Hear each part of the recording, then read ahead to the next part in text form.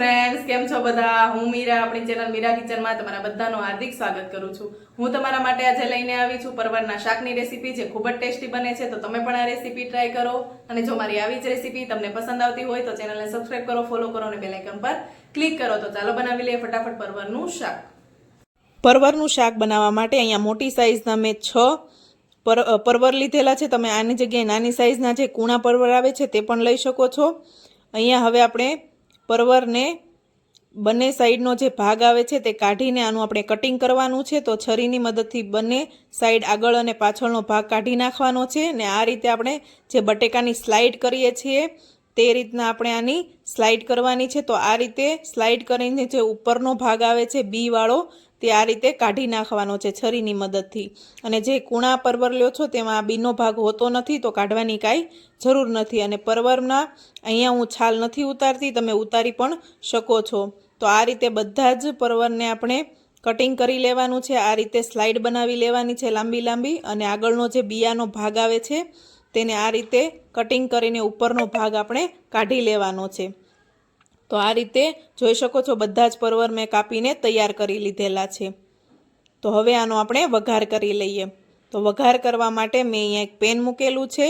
ગેસની ફ્લેમને શરૂ કરવાની છે, મીડિયમ આંચ પર ગરમ થાય એટલે આપણે 3 પાવડા આમાં તેલ એડ કરવાનું છે। આમાં તેલનું પ્રમાણ આપણે વધારે જ રાખવાનું છે પરવરના શાકમાં।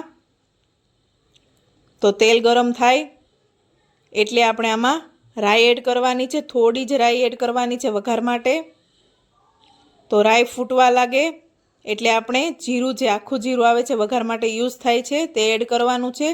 થોડું એડ કરીશું આપણે જીરું, અને અહીંયા આદુ મરચાંની પેસ્ટ લેવાની છે તે એડ કરેલી છે। એક મોટું મરચું મેં લીધેલું છે તીખું, અને આદુની ખમણીને એટલે આદુ મરચાંની પેસ્ટ લીધેલી છે। તમે તીખું મોળું જે રીતના તમને પસંદ હોય એ રીતના મરચું તીખું મોળું લઈ શકો છો। પેસ્ટને સતળાઈ જાય એટલે જે આપણે પરવર છે તે કાપેલી સ્લાઇડ છે તે આપણે આમાં એડ કરી દેવાની છે, અને આને આપણે ચમચાની વડે હલાવી લઈશું। આ રીતે ચમચાની વડે આપણે હલાવી લેવાનું છે। તો આ રીતે આપણે હલાવી લઈશું, અને પરવરનું શાક ખૂબ જ ટેસ્ટી બને છે। તો તમે પણ આ રેસીપી ટ્રાય કરજો। તો હલાવાઈ જાય એટલે આપણે એડ કરવાનું છે, સરસ રીતે આપણા પરવર બફાઈ જાય એટલા માટે અડધી ચમચી હળદર પાવડર, અને સ્વાદ પ્રમાણે મીઠું વધુ ઓછું તમે એડ કરી શકો છો। હું અહીંયા અડધી ચમચી એડ કરું છું। આ બધી જ વસ્તુને આપણે ચમચાની મદદથી હલાવી લેવાની છે। આ રીતે આપણે હલાવી લઈશું। ચમચાની મદદથી આ રીતે આપણે હલાવી લેવાનું છે, અને આને હવે રેસ્ટ એટલે કે બફાવા માટે આપણે ઢાંકીને 10 મિનિટ માટે મૂકી દેવાનું છે। એટલી વારમાં આપણે મસાલો તૈયાર કરવાનો છે, જે ખૂબ જ ટેસ્ટી હોય છે। તો મિક્સર જાર અથવા બ્લેન્ડર જાર લઈ લેવાનું છે। હું અહીંયા બ્લેન્ડર જાર લઉં છું। 2 ચમચી જે આપણે ગાંઠિયા આવે તે લીધેલા છે, આની જગ્યાએ સેવ અથવા ફાફડી પણ લઈ શકો। 2 ચમચી સિંગના દાણા, 1 ચમચી જે વ્હાઈટ તલ એટલે કે સફેદ તલ આવે છે તે લેવાના છે। 2 ચમચી અહીંયા આપણે જે નાળિયેરનો ભૂકો આવે છે તે લેવાનો છે। 1 ચમચી લાલ મરચું પાવડર, અને આ બધી જ વસ્તુને આપણે ક્રશ કરી નાખેલી છે। તો આ બધી જ વસ્તુ ક્રશ કરીને તૈયાર છે। હવે આને આપણે એક ડીશમાં લઈ લેશું। આ મસાલાથી ખૂબ જ સરસ પરવરના શાકનો ટેસ્ટ આવે છે, તો જરૂરથી ટ્રાય કરો।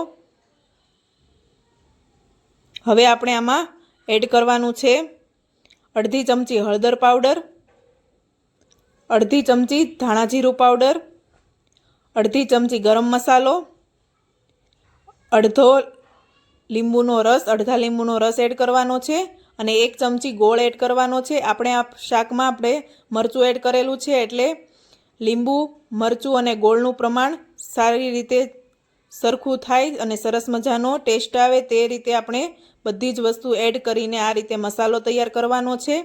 તો આ રીતે આપણે બધી જ વસ્તુ મસાલાને મિક્સ કરી દઈશું ગોળ સાથે। જોઈ શકો છો મસાલો તૈયાર છે। હવે આપણી 10 મિનિટ થઈ ગઈ છે, અને જોઈ શકો છો સરસ મજાના પરવર છે તે બફાઈ ગયા છે। તો આને આપણે હલાવી લઈશું। આ રીતે હલાવી લઈશું। હલાવાઈ જાય એટલે જે મસાલો આપણે તૈયાર કરેલો હતો તે અડધો મસાલો આમાં એડ કરવાનો છે. તમે વધુ ઓછો તમારા પ્રમાણે એડ કરી શકો છો. અને આ બધી જ વસ્તુને આપણે હલાવી લેવાનું છે. તો આ રીતે આપણે હલાવી લઈશું. આ રીતે હલાવી લેવાનું છે, જેથી આપણા પરવર છે તેમાં સરસ રીતે આ મસાલો મિક્સ થઈ જાય. તો આ રીતે આપણે હલાવી લઈશું. હલાવાઈ જાય એટલે આપણે એને ઢાંકીને 2 થી 3 મિનિટ માટે રહેવા દઈશું, રેસ્ટ કરવા માટે, જેથી આપણો પરવરમાં મસાલો સરસ રીતે શાકમાં મિક્સ થઈ જાય અને સ્વાદ બેસી જાય. તો 2-3 મિનિટ થઈ ગઈ છે. આપણું શાક તૈયાર છે. હવે આમાં એડ કરીશું લીલા ધાણા અથવા કોથમીર કહી શકો, કટિંગ કરીને. તો હવે આને આપણે મિક્સ કરી દઈશું, ધાણાને અથવા કોથમીરને. તો આ રીતે આપણે મિક્સ કરી દઈશું અને આપણું શાક રેડી છે. જોઈ શકો છો, સરસ મજાનું મિક્સ કરી દઈશું અને આપણું શાક તૈયાર છે. ગેસની ફ્લેમને બંધ કરી દેવાની છે અને ધીમા ગેસની આંચ પર જ આપણે શાક તૈયાર કરવાનું છે. તો જોઈ શકો છો, સરસ મજાનું શાક સર્વ કરી લીધેલું છે. આને તમે રોટલી, ભાખરી અથવા ગમે તે પરોઠા, ગમે તે વસ્તુ સાથે સર્વ કરી શકો છો. તો જરૂરથી ટ્રાય કરો આ રેસીપી અને મને કોમેન્ટમાં લખો તમને મારી રેસીપી કેવી લાગી. જય સ્વામિનારાયણ. ફરી મળીએ નવી રેસીપી સાથે.